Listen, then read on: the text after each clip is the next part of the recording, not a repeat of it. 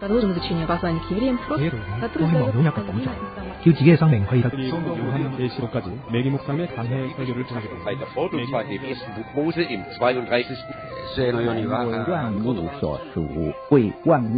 ¿Quién sabe cuántos idiomas hay en el mundo? Todos ellos tienen sus códigos y símbolos y muchas veces con sentidos totalmente opuestos.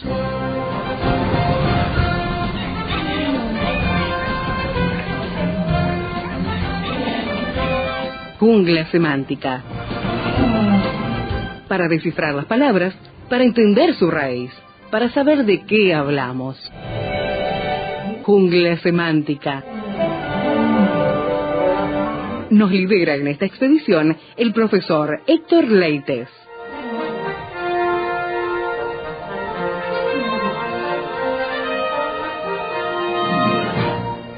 ¿Qué es esto de ofrecer un sacrificio espiritual aceptable ante Dios?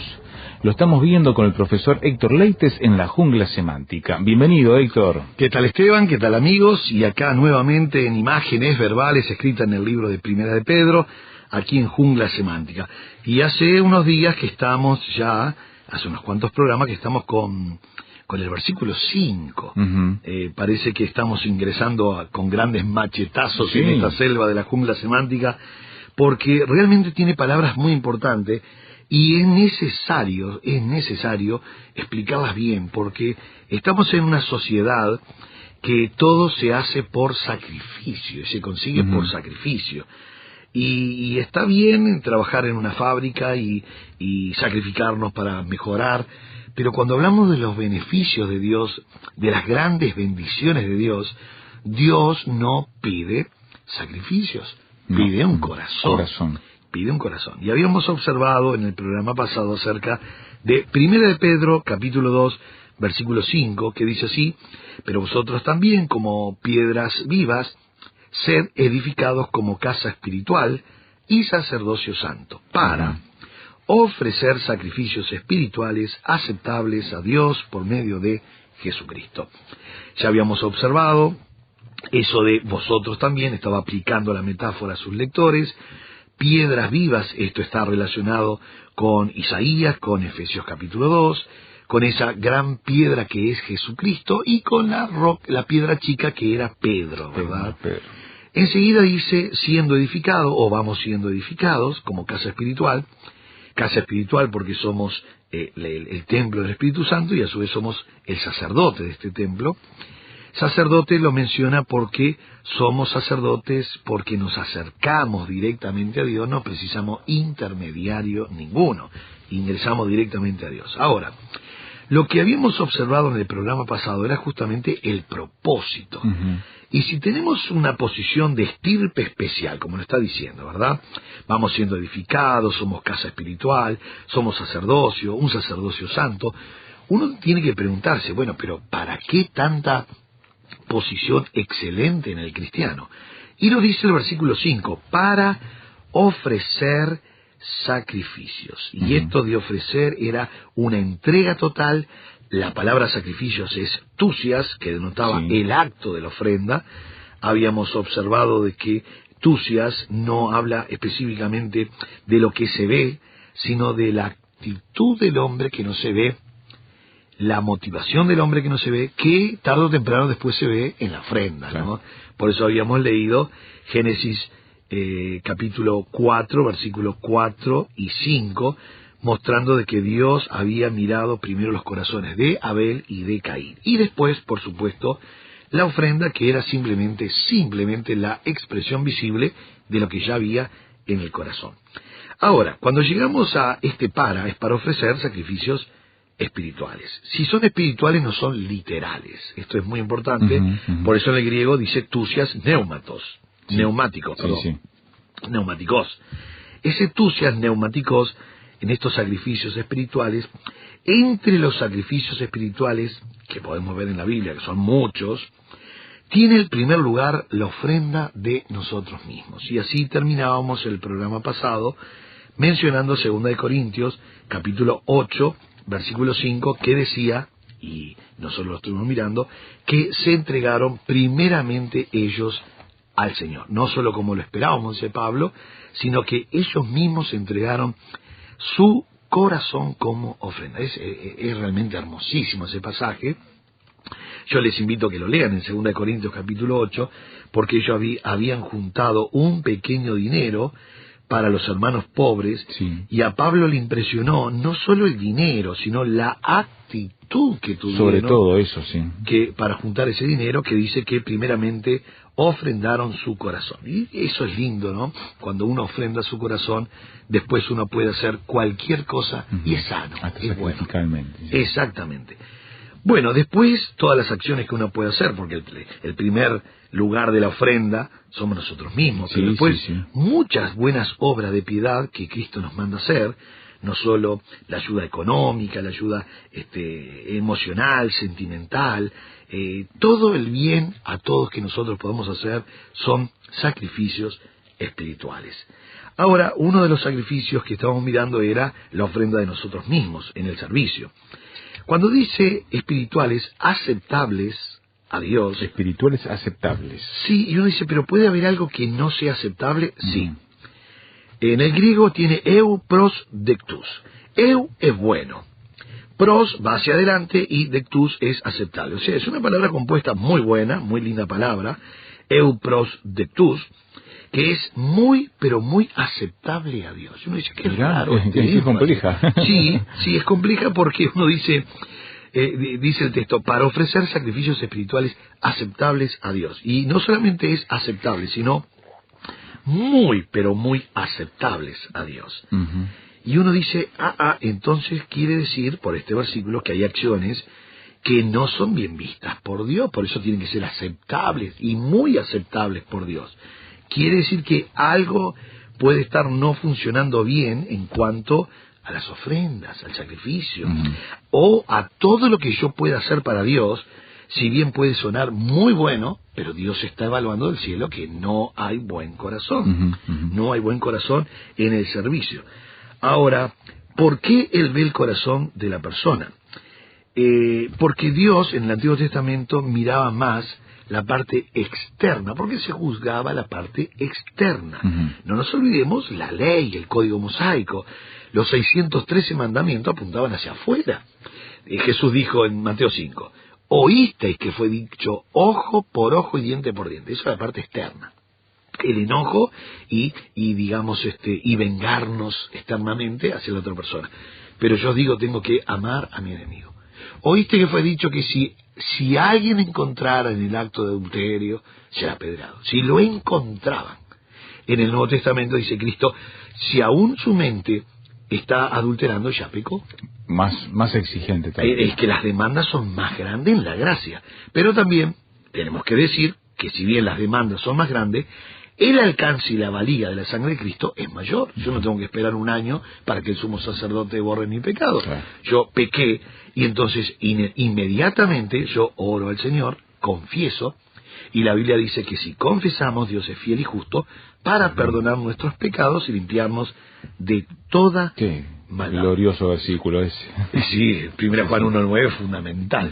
Ahora, Esteban, si yo ayudo por ego, si yo ayudo por vanagloria, si yo ayudo a alguien simplemente por ser superior a la persona, entonces Dios no está viendo ese sacrificio. Y no por la necesidad, o sea, ayudo solo por ego y no por la necesidad propiamente dicha. Hay un pasaje que debe ser, realmente confieso, debe ser para mí el pasaje más profundo de lo que es la motivación al servicio. Es Mateo capítulo 20. Y tenemos que leerlo porque es una parábola que no es tan explicada a veces o tan bien analizada hermenéuticamente o sintaxis, colocando la sintaxis correcta, porque Mateo 20 termina esta parábola en el verso 15, estoy en Mateo 20, verso 15, dice, el 16 inclusive dice, así los primeros serán postreros y los postreros primeros. Termina raro. Para colmo, algunas versiones colocaron porque muchos son llamados y más pocos escogidos. Eso es una transpolación, eso no está en el original, la última frasecita. Pero igual, de todos modos, termina el 16 diciendo primeros y postreros. Y algunos, como este versículo termina así, inclusive con ese agregado en una transpolación, piensan que habla el texto de la salvación. Llamados, escogidos, postreros, primeros. Si hay una parábola, Esteban, que jamás nunca va a hablar de salvación, es Mateo 20. Habla de un correcto servicio cristiano mientras Cristo está volviendo. Habla de la actitud del hombre. Habla de el servir a nuestro Dios con una recta actitud, con una buena motivación, con un estímulo que sea sano realmente. ¿Cómo lo sabemos? Yo voy a hacer un pequeño análisis de esto, ¿verdad? La parábola comienza en Mateo 20, el primer versículo comienza en casi todas las versiones con una conjunción que se llama porque el reino de los cielos. Ahora, el porque es correctísimo colocado aquí, es una conjunción consecutiva explicativa. ¿Qué es lo que está explicando? Pongan atención, que yo oyente, lapicera en mano y Biblia abierta. Él está explicando realmente por qué el cristiano tiene que servir a Dios incondicionalmente y por amor y con buenos estímulos. ¿Por qué? Porque en el versículo 27 del capítulo anterior, o sea, unos versículos anteriores nomás, estoy en 19:27, Pedro, aprovechando que el joven rico se iba con todo el dinero, era multimillonario el joven rico, sí, pero no deja ni un centésimo, ni un centavo deja para quedarse con el maestro. Se va. En el momento que se va, y no perdamos el contexto, por favor, en el momento que se va el multimillonario, Pedro dice en el versículo 27, entonces respondiendo Pedro le dijo, he aquí, nosotros lo hemos dejado todo y te hemos seguido. Mira la pregunta de Pedro. A ver. ¿Qué pues tendremos? Estaba pidiendo un plus especial por servir a Dios. Ahora, aprovechó que el joven rico no había dejado nada por servir a Dios. Y ellos dijeron, maestro, yo voy a parafrasear, ¿no? O sea, voy a parafrasear en base a la semántica y semiótica. No estoy inventando nada, yo lo voy a parafrasear.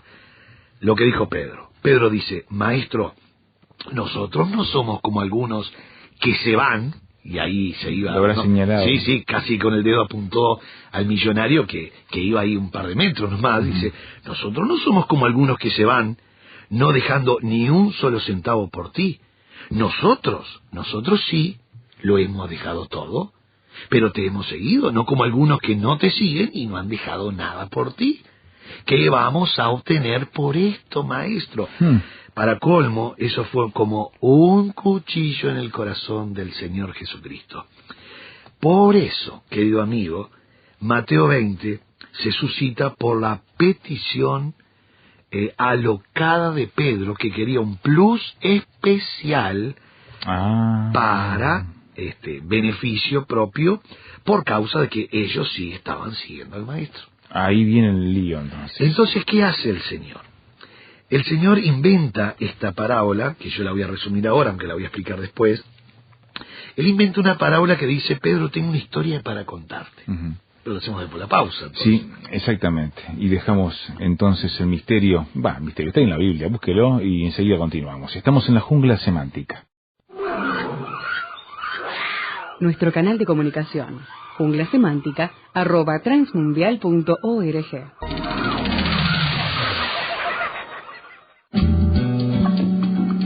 Para conocer más acerca del proyecto ANA y Mujeres de Esperanza, visítanos en nuestra página www.proyectoana.org. Allí encontrarás noticias, testimonios, poemas y artículos de interés para nosotras las mujeres. Visítanos.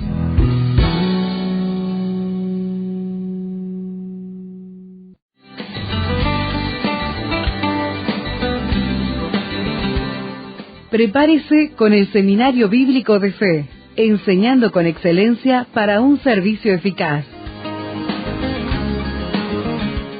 Seminario Bíblico de Fe.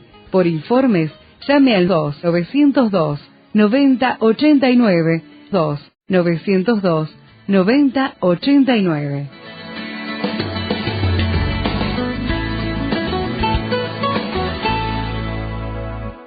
Continuamos en la jungla semántica con el profesor Héctor Leites y estamos yendo a buscar referencia para explicar 1 de Pedro 2, los versículos 5, 6, por allí andamos. Nos ha llevado de vuelta hacia Mateo, donde Pedro hace una petición especial. Una petición alocada, diciendo qué vamos a obtener por servirte a ti. O sea, qué plus, además de lo que estamos recibiendo, algo adicional. Ay. Porque muchos se van y no dejan nada por ti, y se van y no dejan nada. Nosotros lo hemos dejado todo, no algo todo, y te hemos seguido. ¿Qué pues tendremos? Él pide algo que era una locura pedir. Entonces el maestro, ¿qué hace? Yo voy a parafrasear. Le dice: Pedro, tengo una historia para contarte. Muy bien, contala a Jesús. Vos sabés que el reino de los cielos es semejante a un hombre, padre de familia, salió a las 6 de la mañana, contrató por un convenio a personas para trabajar 12 horas por un denario. Ellos pidieron un denario, Pedro, y el padre de familia le pareció correcto, por 12 horas de trabajo, entonces los contrató. Pero pasó algo, Pedro. Salió a las 9 de la mañana a buscar más gente para trabajar. Salió a las 12 del mediodía, más gente para trabajar. Salió a las 3 de la tarde, Pedro, para buscar más gente para trabajar. Y salió ya casi declinando el día, Pedro, a las 5 de la tarde para buscar más gente para trabajar. ¿Y sabe lo que pasó, Pedro? Los de las 6 de la mañana ellos pidieron un denario, porque además no solo pidieron, sino que hicieron un arreglo, un convenio entre las dos partes. Y un denario era 4 gramos de plata, un buen sueldo para el día, para 12 horas. Pero Pedro, tengo algo para decirte, le dijo Jesús. Los de las 9, 12, 15 y 17, ellos no pidieron absolutamente nada. Pero no solo no pidieron, Pedro, sino que fueron a trabajar a la viña, Pedro, dependiendo de la honradez y la justicia del padre de familia. Porque el texto dice, justamente en el verso 2, habiendo convenido con los obreros en un denario, al día los envió a su viña. Esto es 6 de la mañana. Saliendo cerca de la hora tercera, se cuenta así la hora. Tercera después de las 6 son las 9. Claro. Vio a otros que estaban en la plaza desocupados y les dijo: id también vosotros a mi viña. Ahora Esteban, mira lo que dice, verso 4. Y os daré lo que sea justo. No hay convenio. Esta gente va a trabajar dependiendo, realmente dependiendo, creyendo y confiando en la justicia y la rectitud del Padre, que les pagará conforme a su equidad. No hay convenio. ¿Quién iría a trabajar cuando el dueño dice: usted trabaje y yo le pago lo que me parece justo? Sí, sin saber lo que va a ganar. Sin saber, pero esta gente va. Y el verso 5 dice: salió otra vez cerca de las horas sexta, ya es mediodía. Claro. Y novena, esto es 3 de la tarde, e hizo lo mismo. ¿Cómo hizo lo mismo? Sí, le dijo: vayan a trabajar y yo les voy a dar lo que sea justo. Y ellos van a trabajar dependiendo y confiando de la honradez y la justicia del padre de familia. Nadie dice: mire, ¿cuánto me va a pagar? No. Y inclusive a la hora, versículo 6, saliendo cerca de la hora 11, ya pasó 11 horas. Mira. De las 6, estamos de las 5 de la tarde. Y halló a otros que estaban desocupados, le dijo: ¿por qué estáis desocupados todo el día?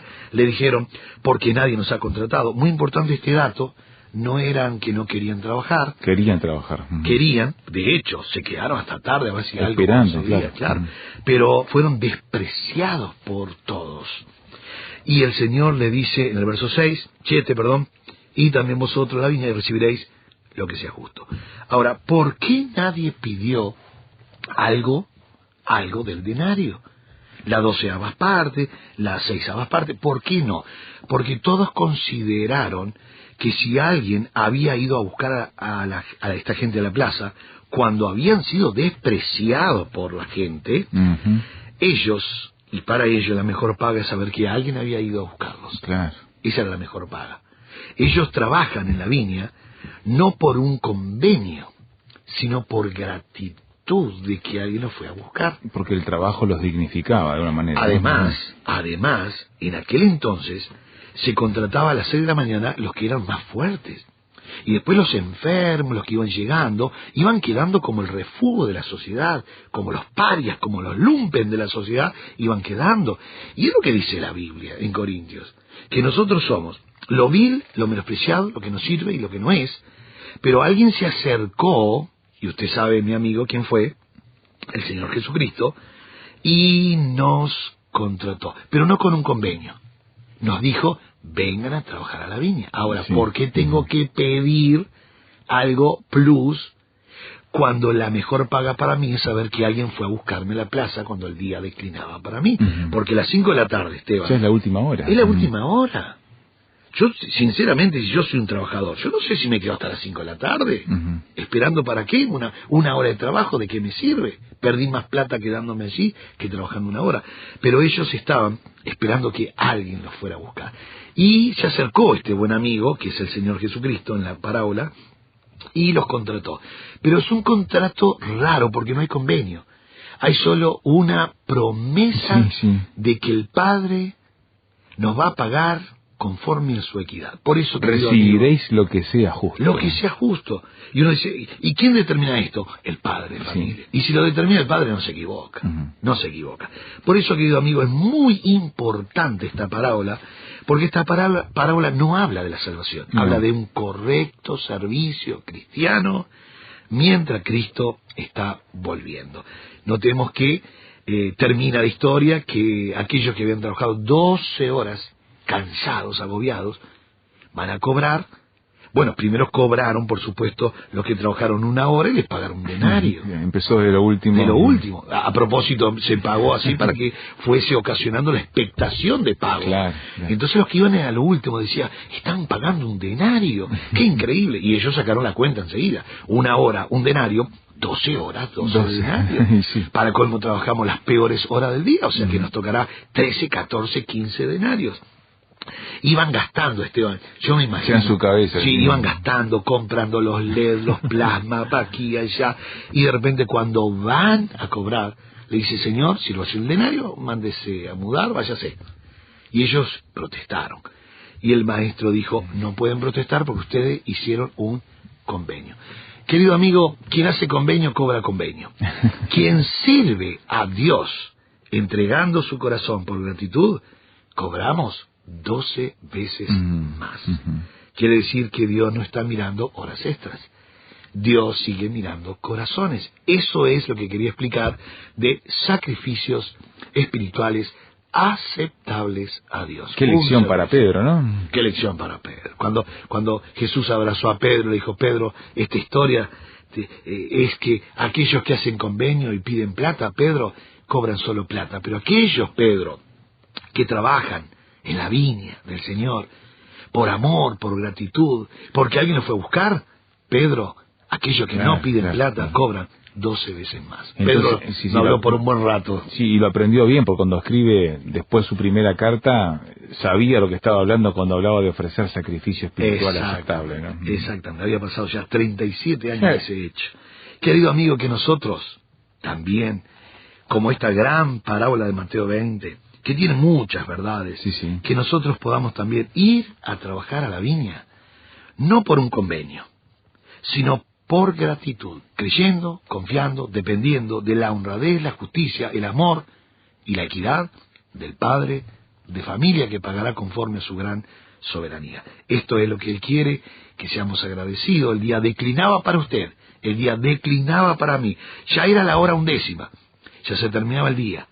Y alguien volvió a ir a juntar lo vil, lo menospreciado, lo que nos sirve y lo que no es, para avergonzar realmente lo que es. Así que si tendremos que agradecer a Dios, si tendremos que servir a Dios por amor e incondicionalmente. Eso es lo que mira Dios hoy, el corazón. Dios le bendiga ricamente. Se nos viene un nuevo taller para el mes de junio de 2018 con el Seminario Bíblico de Fe. Contanos, Héctor. Sí, exactamente. El Seminario Bíblico de Fe dictará en junio otro taller sumamente importante. Infiltración del judaísmo en la iglesia evangélica. Miramos. Muy importante. El mes pasado estuvimos con infiltración de enseñanzas extrañas. Y tocamos de todo, pero no tocamos el tema del judaísmo. Este taller va a ser específicamente sobre este tema.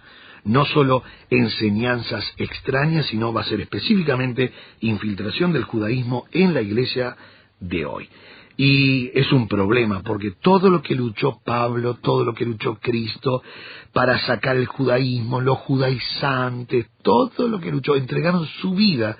Y hoy nosotros estamos enamorándonos, entre comillas, de el judaísmo y estamos tergiversando, inclusive Santa Cena, ya no son Santa Cena, son Pascua, y un montón de prácticas que pueden llegar a ser peligrosísimas. ¿Ya? Y se confunde el cristianismo con el judaísmo. Y hay que tener mucho cuidado. Hay muchos informes, muy buenos libros acerca de los Gálatas del siglo XXI. Vamos a estar tocando la infiltración del judaísmo en la Iglesia Evangélica de hoy. Esto va a ser el jueves 21 de junio, mes 6, por las dudas, porque a veces se puede entender otro mes, el mes 6, junio, el 21 de junio, siempre doble horario para que el alumno pueda elegir. Estamos en Julio Herrera y Oves 1274, entre San José y Soriano, o sea, de la Plaza del Entrevero, Plaza Fabini, Plaza del Entrevero como se le llama, 1 cuadra y media para el lado de la playa. Los teléfonos de contacto 2-902-9089, 2-902-9089 y 094-95-99-12, 094-95-99-12. Y el correo es seminario bíblico de fe @avinet.com.uy. Así que les esperamos jueves 21 de junio, el taller Infiltración del Judaísmo en la Iglesia de hoy. Doble horario de 9 a 12 o 19 a 22 a elección del alumno. Dios le bendiga, les esperamos entonces, vaya agendando para ir al seminario bíblico de fe para este taller. Dios le bendiga.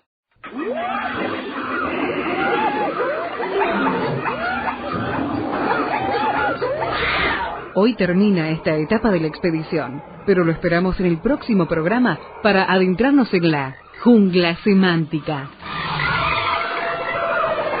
Jungla Semántica es una producción del Seminario Bíblico de Fe y Radio Transmundial. Jungla Semántica.